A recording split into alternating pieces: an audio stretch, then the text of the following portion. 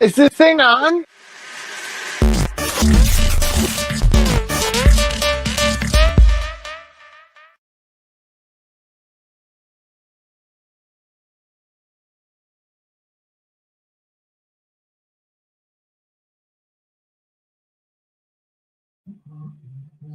And then there was one.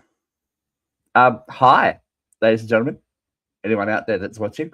Welcome to UCR Live, Uncensored Radio's weekly recap of the news and poos of another week of horrendousness here in this timeline that we are existing in. As you can see, the panel show that is normally a panel show is just me today. Vera is experiencing technical difficulties, so behind the scenes, I think she's trying to make things work. I just thought I'd jump on and let you know that we are alive, that things are happening, but at the moment, it's just me. Uncharted territory, a solo UCR live, which is thrillingly terrifying. So we'll see how we go. We'll see. And yeah, I don't know what's happened, but we will definitely try and make it all work because yeah, I don't know what has happened in the couple of days that we have since we've recorded shows, but we're out of time, we're out of friends. Hi Joe, it might just be you and me today. We are here, but never let things stop the news process because that's what they want. We'll keep trying to get Vera in, but she's struggling. So she might be watching the show as opposed to being on the show.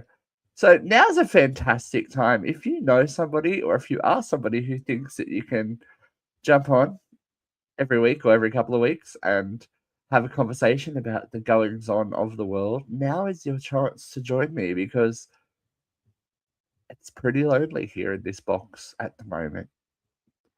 So if you are interested, if you think you can hang with us, hit us up on social media, inbox us on Facebook, Instagram, whatever. Let us know that you want to jump on and have a little bit of a chat with us because it's hard to chat when you're by yourself. Oh, hey Dogsy, how are you? I feel less alone. Thank you for letting me know that I'm not by myself. It is a very unique experience not having a panel of people with me. Hi Lewis, how you doing? Welcome. So it'll probably be a shorter show today because there's not as many points of view to really get around, but we will definitely try and bring you what we promise every week, even if it is just I. The comment section is gonna have to pick up the slack, obviously, so we can have some kind of conversation. Otherwise, it's just gonna be me talking into the void for the next however long. But I'm always up for a challenge. You know how it goes. All right. Well, since it looks like it's just me, should we jump into it? Should we jump into this week's hot load of hot topics? There we go. Vera's voice is with us, even if she's only here in spirit at the moment. That's terrifying thought. So there's been a plenty going on, but nothing more prevalent and more fear-inducing. I dare say, like the general public, than Donald Trump announcing on Truth Social earlier this week, a whole civilization will die tonight, never to be brought back again. I don't want that to happen, but it probably will. We'll find out tonight. One of the most important moments in the long and complex history of the world. What the actual fuck is that about? Obviously, if you are living under a rock, you know that there is the threat, I guess, the ever-present threat of nuclear war going on and generally gestating in the background of our lives at the moment. But for the former leader of the free world to say that he's going to end civilizations is a worrying statement, to say the least. And I think that no matter what side of the politics you lie on, it's a worrying state that we can make these grand gestures and statements and think that the world is just going to kowtow and believe things. Hey, and as Dogsy said, I mean, there's also the fact that North Korea is testing ballistic missiles again and launched one towards Japan. I know, I feel like we are edging ever closer to that that midnight. That doomsday clock is edging ever closer, as we've been told. And it's an interesting place to be in, because we've had this conversation on the show before about the existential panic that a lot of younger generation people, Gen Alpha people, are having, living through this for the first time. For the millennials, and especially for Gen X, this is not the first time that we've been, and older than Gen X, the boomers.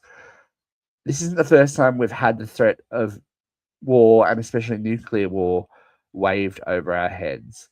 But is this now pushing the boundaries into threatening war crimes? I know that in Australia, we've got a very, very big news cycle about one of our living decorated soldiers being convicted of war crimes. But for, again, the president of the former free world to step forward and say, hey, I'm going to bomb a civilization back to the Stone Age. That's not right. That's not right. And I don't know that, hey, Photography US, I don't know where we go from this, because if you weren't worried before, it's certainly a worrying thing now. No, I am from Australia, so it's the accent usually confuses a few people, but downtown Australia here, it's 11:14 a.m. on Friday, the 10th of April. And we're still here. We're not glowing in the dark yet. So I'll put it to the people watching. Are you concerned about where we're at? Because obviously this Iran ceasefire it's such a worrying point that there's no guarantees of anything at the moment. Dogsy, what do you got to say? It's just like 2001 or again, the Middle East. Yeah. The Middle East, Britney's in the news, Justin Timberlake's in the news. In 5 more years, we'll get a second Fast and the Furious Tokyo Drift. Well, look, there's worse things that could happen, I guess, if you're a Tokyo Drift fan. North Korea has been testing nuclear weapons for like 20 years, never used them in a war, but the USA has used them. 100% push. I think that's the worrying thing. It's the stuff isn't about that though, the same as before with the USA. It's an excuse. And as we always say here, as we've been saying recently, you've got to follow the paper trail. At the end of the day, all of this war and this unrest isn't solely because of politics in the country that we're in. There are bigger things. The fact that we are fighting over oil is worrying, to say the least. And qui bono, as they say on last podcast on the left, who benefits from all of this? Because it's certainly not people in Israel, Iran, Lebanon, anyone really, except for maybe a select few people that are making profits from all of this warmongering, it is very scary, to say the least. Yeah, well, welcome. This is probably not the show for you if you don't like politics, because that's all we really talk about. We talk about the world, basically. So if it's the first time tuning in, we're trying to make sense of the world that we are living in so that we don't go crazy. Rich people get more rich. That's how it usually goes. 100%. I mean, I feel like 2025, 2026 is just kind of confirming all of those suspicions that we all had that this world is run by the rich and nothing else. I know, I mean, we've always known that, but it's just pushing the narrative even further because no one's in control. It seems the American people aren't in control with the elections. It seems that the people in these warring countries aren't in control because they don't get a say. It's a worry, but there is no easy answer to it either. And that's why we do this show, because you've got to scream into the void somewhere, and screaming into the void here on Uncensored Radio is more than okay. But we'll move on from one troublesome Trump to another, shall we? Because they like to stay in the news, strangely enough, in a very, very oddly timed statement. I don't know why we're getting this now, but the First Lady, Melania, is big mad, y'all. She's got some feelings. Melania Trump denies any relationship with Jeffrey Epstein and Ghislaine Maxwell. The First Lady, Melania Trump, told reporters on Thursday that she had, quote, never had a relationship, end quote, with the late sex offender Jeffrey Epstein and his accomplice Ghislaine Maxwell. In a televised statement, it was unclear which specific accusations the First Lady was responding to exactly. She goes on to say, I have never been friends with Epstein. I am not an Epstein victim. Epstein did not introduce me to Donald Trump. The First Lady went on to say that that she and the president were invited to the same parties as Epstein from time to time. Overlapping in social circles is common in New York City and Palm Beach. Okay, sure. We'll give you that conceit. But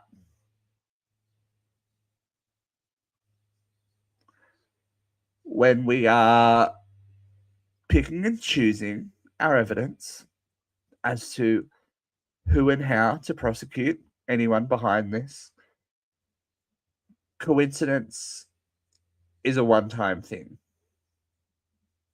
And that's the problem with these Epstein files and the way that they've been released, is that there is no concrete evidence for some people because of the ring they're operating in. Smart people don't use their real names. Smart people don't use real email addresses. Smart people use pseudonyms and speak in code, like the emails from G to Melania that are in the Epstein files. How common a name is Melania? I just want to know. I want to know from people in the world, how many Melanias do you know? Because for one to be in the Epstein files talking about, I can't wait to meet you in Palm Beach and catch up in Palm Beach, it's a little on the nose. And coincidence is coincidence until it's a pattern. And yes, you may be in the same social circles, but it doesn't mean you need to pose for photos with people. It doesn't mean that you interact with them consistently. We've seen previously on this show and in the news that the denials are very quickly replaced when the evidence is brought into real view. I mean, Pam's gone, Bondi has been booted, and I think she's done irrevocable damage to the investigation behind this. We're never going to know unless there is some pure unadulterated, unedited, unredacted version of the Epstein files floating out there. We're never really going to know because it was given to the wrong people. She's full of shit, just like her husband. Well, you said it, Joe, not just me. I am just the biggest concern is obviously for the victims and the survivors that have stepped forward. I can imagine how useless they would probably feel and how helpless they would probably feel knowing that they're not getting the justice that they seek.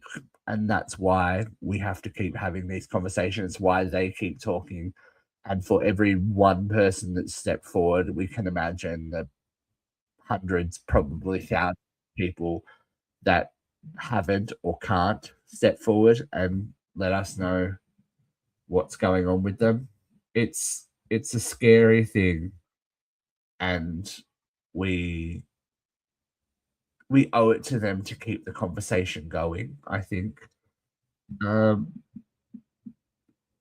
Maybe we just keep talking, and we can have a moment where through the people and us keeping the conversation going, that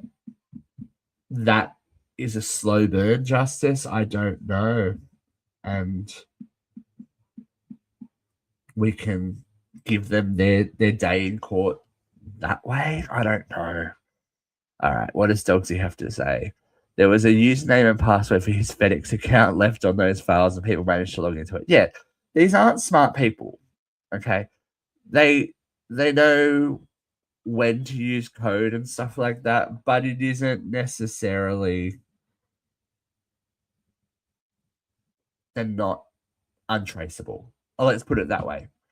And I think the more time people are given with these files to investigate them, if they're the right people that are given time to investigate them, then it is definitely a way to get some kind of retribution and justice. I mean, I don't know how much justice you can get when Ghislaine Maxwell is sitting pretty in lucky white people jail, but we try, we keep on, we persevere, and that's the only way I think it's really going to matter and to make things work for them. But there is a sense of justice for some people. Ladies and gentlemen, if you are a Friends fan, if you're a Matthew Perry fan, there was some great news this week. The woman responsible for the death of Matthew Perry, or one of the women responsible for the death of Matthew Perry, the so-called ketamine queen, Sherilyn Peace Garnett, has been sentenced to 15 years in prison. Now, oh no, sorry, I've read the wrong name. Jasmine Sangha is the ketamine queen. Sorry, doing this alone is not as easy as it looks, folks. We'll take that back. So yes, Jasmine Sangha has been sentenced by Sherilyn Peace Garnett, US District Judge, to 15 years for the death of the Friends star. He was only 54. We forget he was only 54 years old when he died, and it seems so long ago already, but it isn't. So she is one of the 5 defendants that have pled guilty in connection to the overdose. But she's interestingly the only one whose plea deal acknowledged the causing of Matthew Perry's death. So I think that she's read the writing on the wall and went, how do I save myself from this? Because 15 years is not a lot of time for the death of anyone, but especially for the death of someone who is so well known. Prosecutors in said the American British national's North Hollywood home was a drug selling emporium, selling a range of drugs to the wealthy and connected clients. So she basically did this as her side hustle to keep a jet set lifestyle. And look, I guess it's hard when it comes to people with substance issues. You are handing them a loaded gun at the end of the day. And that's a bigger conversation than than we normally have here as well. We do love a bit of gun control chat, gun reform chat, but we I don't know how in good conscience anyone, especially knowing somebody like Matthew Perry who had well documented substance abuse issues, how you in good conscience do it for $1. You hand over something that could potentially and did end up killing him for some money. But that's what makes the world go round, as Push said before. The world is sadly for the rich and for the moneymakers, and the rest of us are just biding time here, it seems. But there is small justice in the case for Matthew Perry's family. We will see how the other defendants go. I think if one goes down, there's usually a sacrificial lamb, but given his celebrity, there might be a bit of a chase, a bit more pressure on people to actually get them put away and make a real amends for what has happened.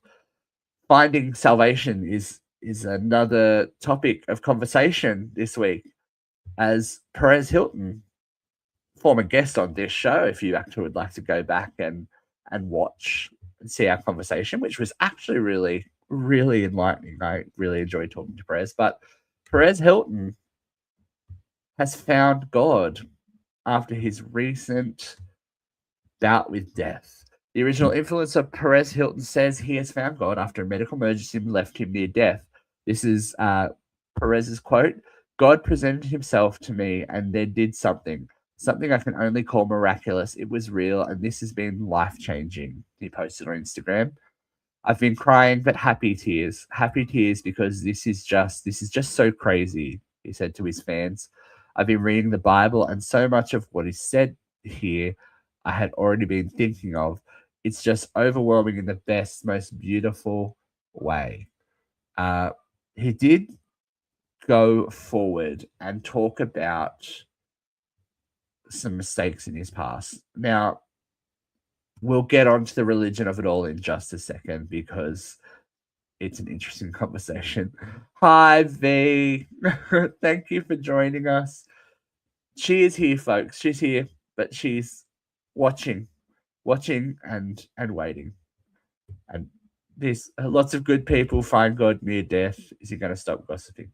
That's what I was about to mention, because he does go on to talk about his original influencer status in the early 2000s. "I made a lot of mistakes in my past. We all have. Nobody's perfect. But my mistakes are very public. The internet is forever. Receipts are forever.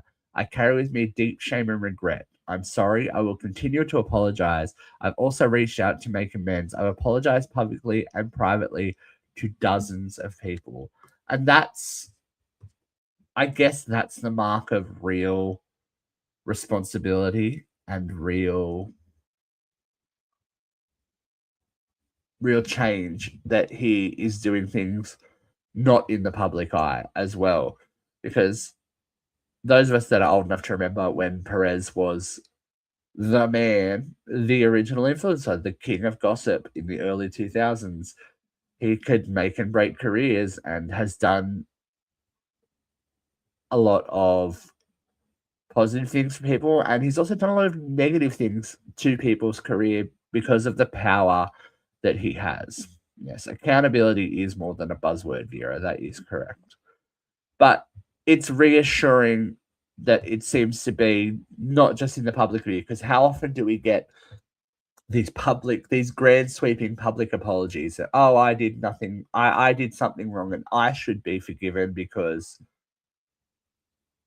that's what I do. I've done the thing. I've stepped forward and said sorry, so everyone should automatically apologize.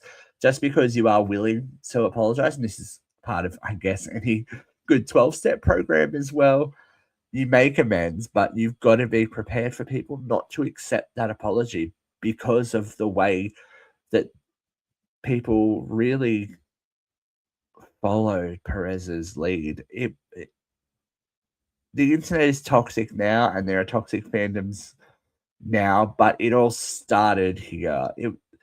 It was kind of revolutionary because it revealed the toxic side of this thing that was supposed to bring us all together, the internet, the World Wide Web, that is going to make us closer, bring nations closer, bring peoples closer.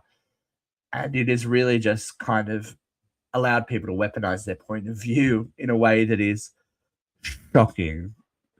But as Vera just said, actions will speak louder than words. He has less vitriolic since he became a dad. And that was my opinion of him when we interviewed Perez as well. When Jeffrey said we were going to talk to Perez, I was like, oh God, this could be intense because he was known not to hold back. But the man that we interviewed was a parent and had been through more life and wasn't necessarily consumed with being the zeitgeist from which pop culture flowed. He was just talking to us about his life, and it's a really interesting conversation. And even the off-air conversations, he was very down to earth, very forthcoming. A great interview because he was just willing to speak about anything. And even though he did, as Vera said, capitalize on toxicity, it's a toxicity that was there. We see it with Megyn Kelly. Ad infinitum, everyone. You know, there is always going to be a figurehead for toxicity, and you can blame them to a certain point. But I think especially in the case of Perez and in the case of a celebrity kind of toxicity and even a political one, it should make people look inside them more and go, where is this coming from? Dogsy brings up a great point. Wise words from my therapist. You can unclog a toilet, but people will never forget the smell. And then it's about what you do next, right? It's about how you step forward and what you do to make a difference from the things that you've done. And I don't think you can ever fault someone for wanting to be better and for wanting to try and make amends for things that have happened. So good luck to you, Perez. The religion of it all I can't speak on. I'm not a religious person, as Vera famously said. She's broken up with Jesus many times before. But if it is what is soothing your soul, and if it is what is making you want to do better, be better, and try better, then more power. Because life changes in some really, really messed up ways really, really quickly, as Aubrey Plaza found out last year. Now, Aubrey is back in the news this year, revealing that she is pregnant. So she's announced that she's expecting her first child with partner Christopher Abbott. The news was confirmed via a rep for the 41-year-old White Lotus star, who told people that the baby news was a pleasant surprise after an incredibly tough year. It was a beautiful surprise after an emotional year, she told the publication, adding that they feel very blessed. Plaza and Abbott, 40, have been reportedly friends for some time. They work together off-Broadway and as well as in film. I don't think any of us can really forget when, it's been 12 months now since Aubrey's husband, Jeff Nea, suddenly died from suicide in 2025. I'm very interested to see the blowback from this. Like, it's toxic, as we were just talking about. There are a lot of people that want to criticize her for A, moving on so quickly romantically, and B, getting pregnant. Now, as I said in my comment on the article, and you can jump over to our Facebook page if you want to talk about any of these stories that we've covered today. The Facebook page is down the bottom. You can have your opinion and give us a big serve of your uncensored opinion, because that's what we love. No one knows what went on inside that relationship. Living with somebody that has a mental health struggle is always something different as well. It's never a consistent thing. And obviously, Jeff's mental health struggle ended in a very, very tragic way, but nobody knows what went on inside that marriage. Nobody knows the day to day except for Aubrey. And I don't think that it is helpful or healthy to criticize a relationship when you aren't a part of it. You can have an opinion, but opinions are like assholes, as we find out on this show a lot. A lot of people have opinions and a lot of people are assholes. But just because somebody's married doesn't mean they're happily married. It doesn't mean they're not happily married, but it's a ride. And especially with somebody who is struggling with their mental health, it can't be an easy ride all of the time. So we don't know what kind of state their wedding vows led them to by the end of their marriage. But obviously, there were things that weren't rosy and happy and shiny. Now, the amount of time at which somebody recovers from losing a spouse is nobody's business either. I mean, who's to say their marriage was going to survive?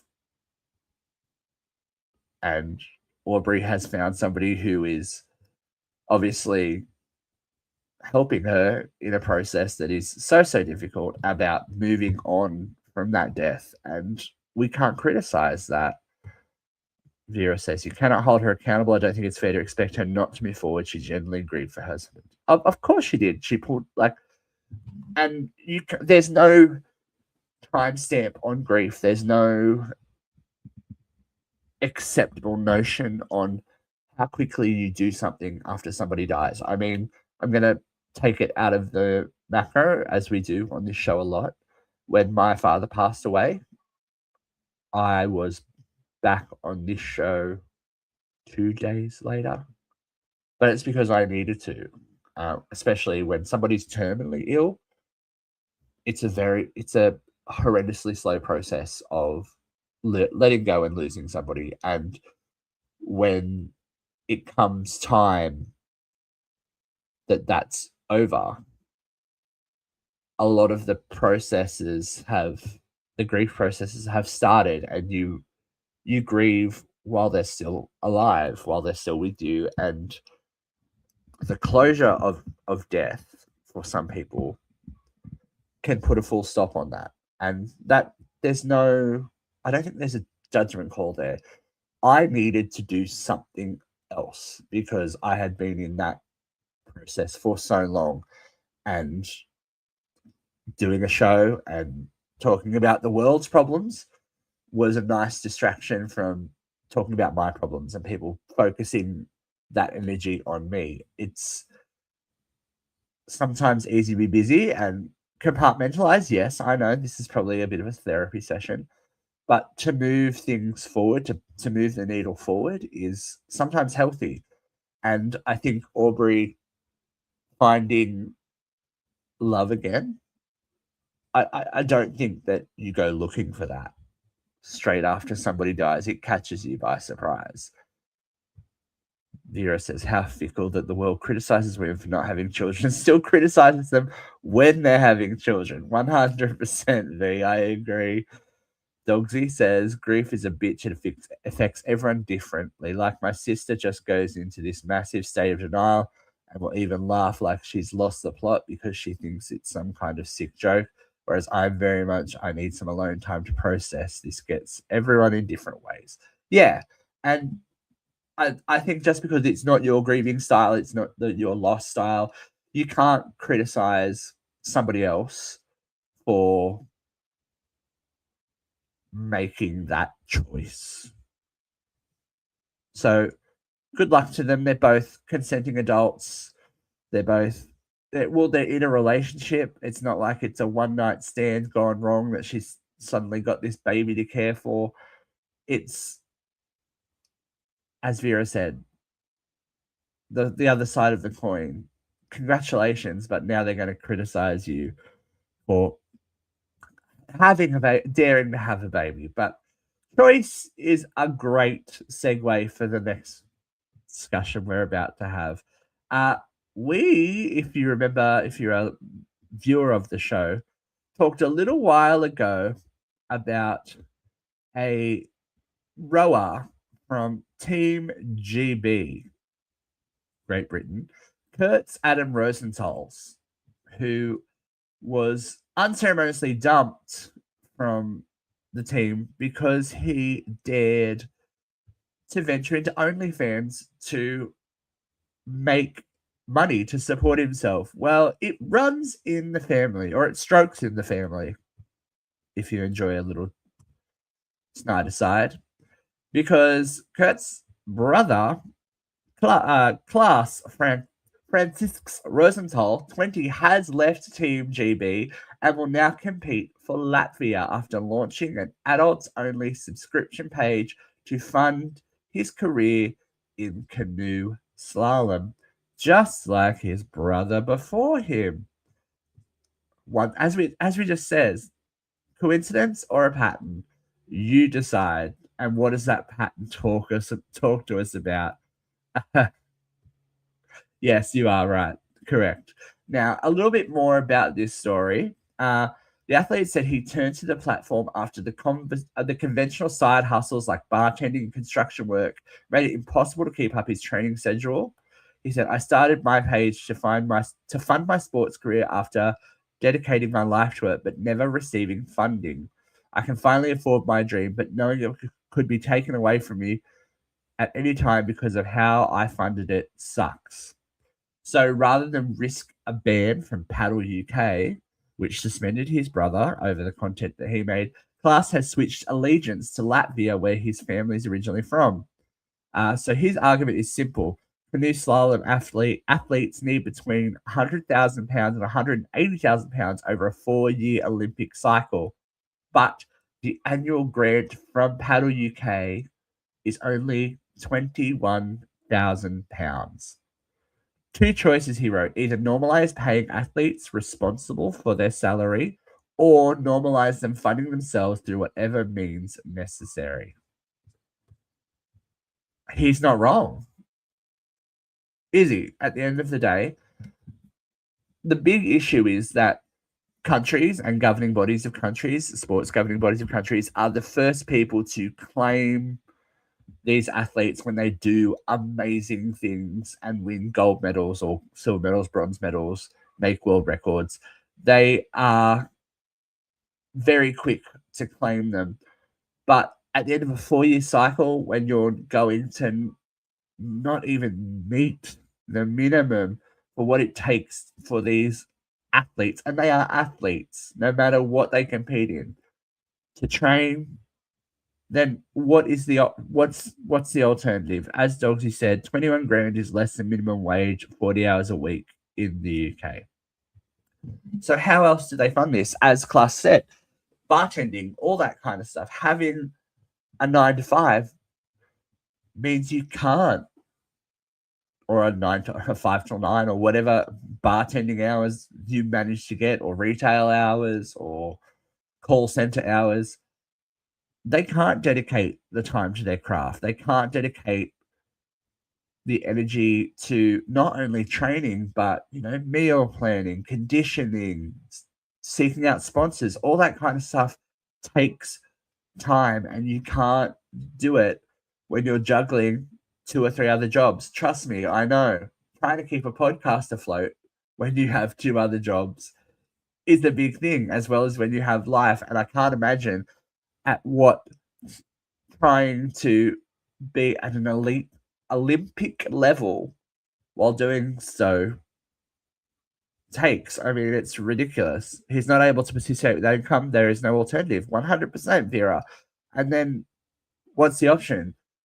You don't have anyone to step forward to compete in these events, and then you opt out of the Olympics until somebody starts paying them.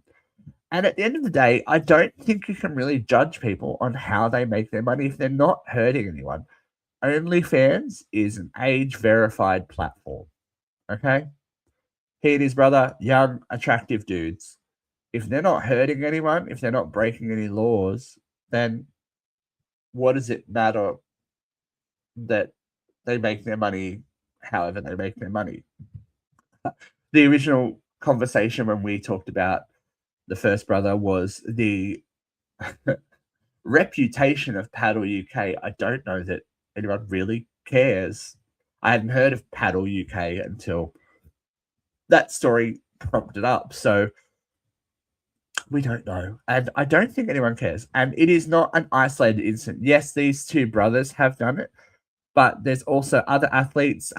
Jack Lauder, Noah Williams, and Maddie Lee have also begun OnlyFans pages to finance their goals. The only difference is the governing body has deemed their material acceptable. And then it goes into a conversation about the acceptability of sexuality in the modern day, which is, I think, a bigger conversation that I can have by myself here. But especially male sexuality, there's not really a big blowback when a female celebrity decides to do an OnlyFans, is there? There's a lot of male fans of that celebrity, that athlete, that whatever, who will jump in and they're happy to support. But when a male does the same thing, there's an issue. So it's an interesting stereotype that, again, is probably a bigger conversation that we need to have here. But I was thinking, Vera, we might be able to get you on to do your vent. I'll be able to mute myself and mute you and all that kind of stuff. So stay handy, and we'll still be able to veer events, I think. So I think if you got the dollars and you want to support this young man, get on OnlyFans, support Team GB if you are that way inclined to support Team GB. Now, moving on from a dream is difficult, and as Mel B is finding out. So Mel B, aka Scary Spice, has been for the longest time the driving force behind a Spice Girls reunion. 90s nostalgia would explode, I'm sure. And it has kind of made her age. She just recently celebrated her 50th birthday, has made her realize that some doors just don't open no matter how hard you knock on them.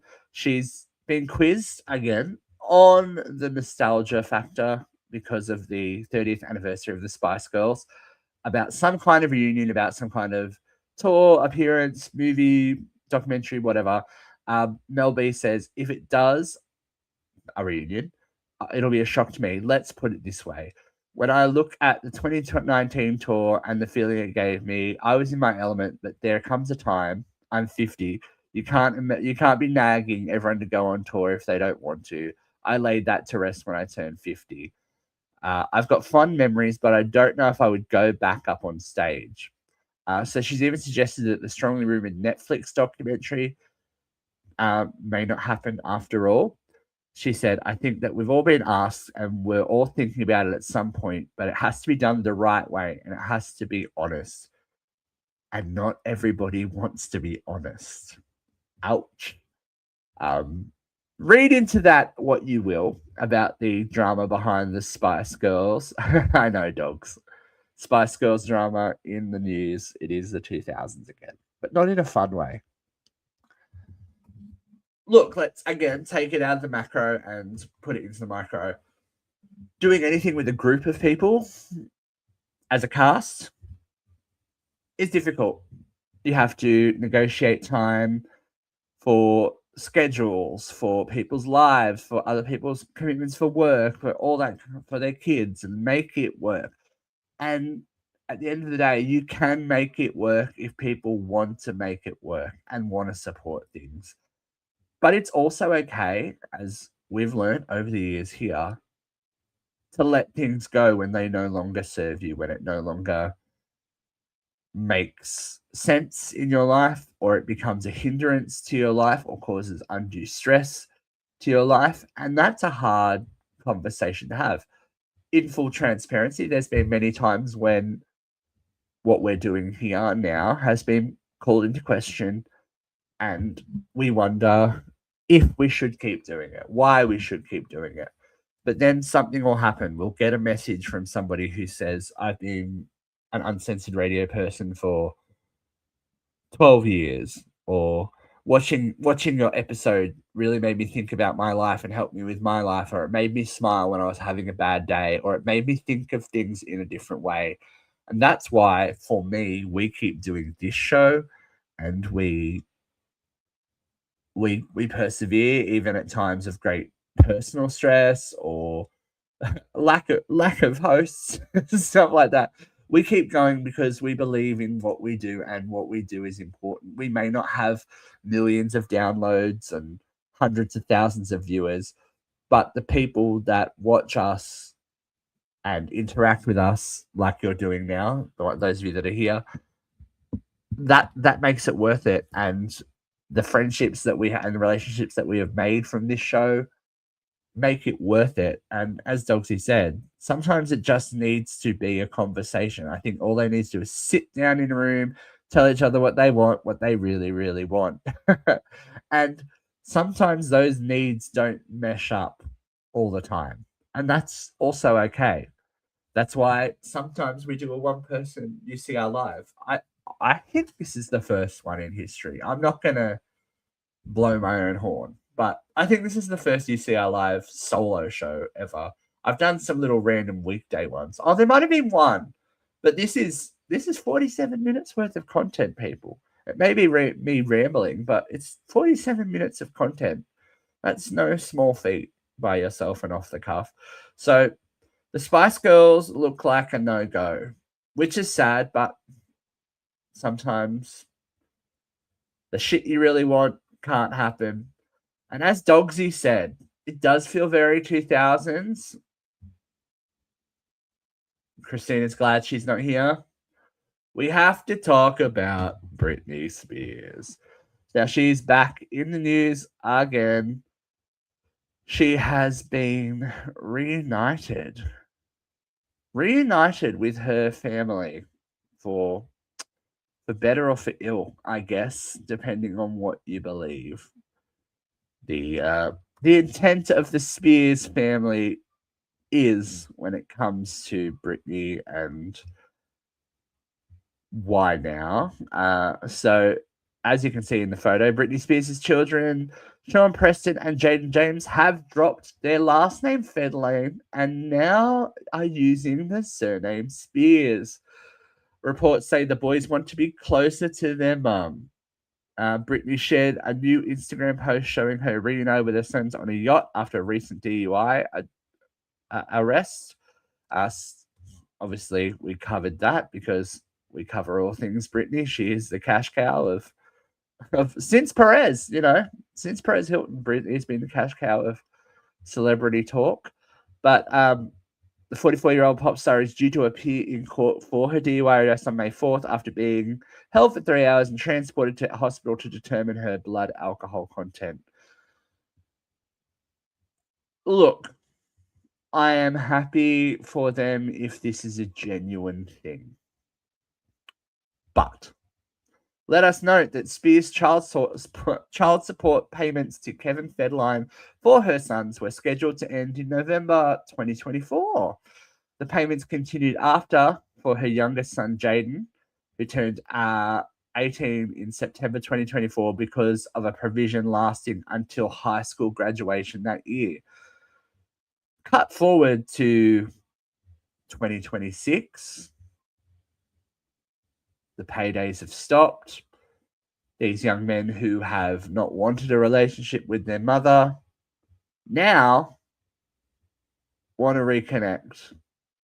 Now want to be a part of her life. Now want to adopt the Spears name, especially now that one of them's trying for a music career. As I said in my comment, I hope for her sake that it is a genuine thing, that it is a genuine want and desire for them to rekindle a relationship with their mother and not just a payday and a notoriety moment. Because even though they're taking her name, at the moment, the Spears name is not holding the water it's used to, because there is massive gossip at the moment about some kind of return for Britney. And music executives are wary of what's going on because of the drama that's been going on and public image at the moment. While Britney has been saying that she is never going to return, she's never going to perform again, the recording career was never really made clear, and maybe a path forward. She was pictured with Diane Warren, songwriter Diane Warren, over the Easter weekend. So if there is any kind of, weight to the rumors that she's going to continue on, it's an interesting reunion to have. I'm sure that they are probably friends or at least acquaintances, but as we've mentioned today, coincidence or a pattern, we don't know. As Vera said, suspect. Let's hope they are not another couple of parasites, but they are Kevin Federline's sons, so you never know. You never know. Vera, if you want to try and jump on, we could probably do Vera events. I think I can mute myself, so if you want to try and jump on, we can mute me and let you back in and do all the things. There was another brief celebrity news moment. Tori Spelling was involved in it. That's a pretty bad accident with herself and 7 children, 4 of them being hers, having to be taken to hospital. No serious injuries, just bumps and scratches and all that kind of stuff. But I mean, being in a car accident with your kids is bad enough, and imagine being in a car accident with other people's kids and with 7 kids, and then being Tori Spelling of it all is also a little bit dramatic, because Tori's been through the ringer, as we know. But there is some good news as well. If you are a nostalgia fiend like I am, like many of us are, Netflix has officially announced their Scooby-Doo cast, their live-action Scooby-Doo cast. And there's also going to be a Troop Beverly Hills sequel. Oh my God. If you're a fan of Troop Beverly Hills, the 80s Shelley Long movie, Cameron Diaz is developing a sequel to be written and directed by Clea Duvall. So stay tuned, people. It looks like we have the lady here herself. So we're going to try and let off a little bit of excess steam with Vera Banks.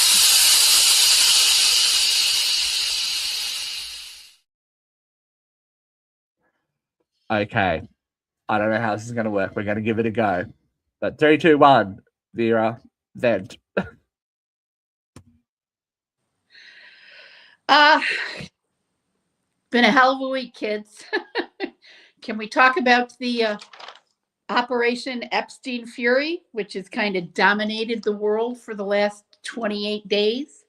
So this week, our gas prices here in the States have topped $4.16 a gallon. Trump is claiming to negotiate a ceasefire that lasted less than 24 hours. Within 12 hours, Bibi Netanyahu had already broken the ceasefire and started firing on Lebanon. So that's our negotiator in chief getting things reopened. And now he's patting himself on the back because the Strait of Hormuz was opened for about 8 hours and 4 ships got through. Guess what, dumbass? if you hadn't started Operation Epstein Fury, the Hormuz Strait would still be open. It was open when we started this damn thing. I'm finding the incompetence of this administration absolutely breathtaking. It's amazing. I mean, they went into this with no real war plan. They never presented it to the American people or even to the American Congress. They just decided, yeah, Bibi wants to have a war, so let's go have a war.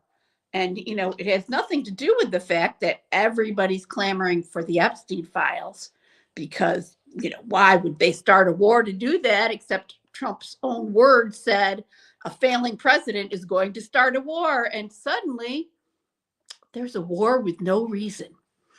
And we are spending $1 billion a day, and we are entering our fifth week. We are entering our fifth week of this fucking catastrophe. Meanwhile, Hegseth is spouting vainglorious nonsense all over the world about ignoring the rules of engagement, and the rules of engagement don't apply to us because we're fighting a holy war. What? A holy war? Are you fucking kidding me? Holy war should not be fought by a government who keeps church and state separate according to our First Amendment. Everybody knows the separation of church and state is the First Amendment to the Constitution. How fucking dumb are you to start a holy war? And Pete Hegseth, who had 8 months in a fucking volunteer platoon in the National Guard when he was 20 and has drank away all the brain cells that might have taught him something in basic training, has no fucking idea what a war plan is, has no fucking idea about strategies, exit strategies, or entrance strategies. And since starting this war, he's attempted a military purge for reasons that are unknown to most of us. I'm sure they're known to somebody, but they're not talking about it. He attempted to fire 30 generals from the American Army. 30. That's a lot of fucking know-how. That's a lot of fucking institutional memory to just wipe out. And you know why? The only reason we know is that there was an order that Hegseth gave that none of those generals was willing to carry out. Was it a ground war against Iran? Was it an invasion against Iran? Was it a ground war against the American people? Was it military law here in this country? Because that's been suggested more than once by the president himself that he could declare military law and take over all elections or delay elections completely. And it's a pretty big play from the tyrannical playbook. Come on, kids. Doesn't that sound a little bit scary? And of course, meanwhile, there was a supposed rescue in Iran where they were supposedly going in to rescue somebody from the shot down plane that miraculously landed alive 100 miles away from the crash and just close to the enriched uranium that the United States is supposed to want out of Iran. So we don't know who this supposed soldier is. We never heard a thing about the rescue except that it was affected. They're not parading this soldier out in the streets and say, look at our boy's home. Congratulations. Here's the Medal of Honor. You survived and you stood up for your country. Where's all that? No, he came home on Easter weekend. Instead of all that, we get Trump on air talking about committing war crimes, talking about annihilating a civilization, talking about the most outrageous fucking things. He's demented and the rest of his troop is incompetent. They went out of their way to attack the Vatican because Pope Leo had the nerve to say that Jesus is not about war after they had already said that God was on our side and this was a holy war. Breathtaking incompetence. Breathtaking. It gets weirder and dumber every fucking day. And we are still spending $1 billion a day. And there's a space voyage going on a multinational space voyage. The Canadian astronaut has gone up with the American team for the first time, and it's been successful so far. And it's the most significant space voyage in 50 fucking years, and it's barely making the news. You know, when the space program first came about and I was a kid, it was an event when a spacecraft went up. We sat around and watched the countdown. I had to watch the countdown on my phone because I couldn't find it live on my television.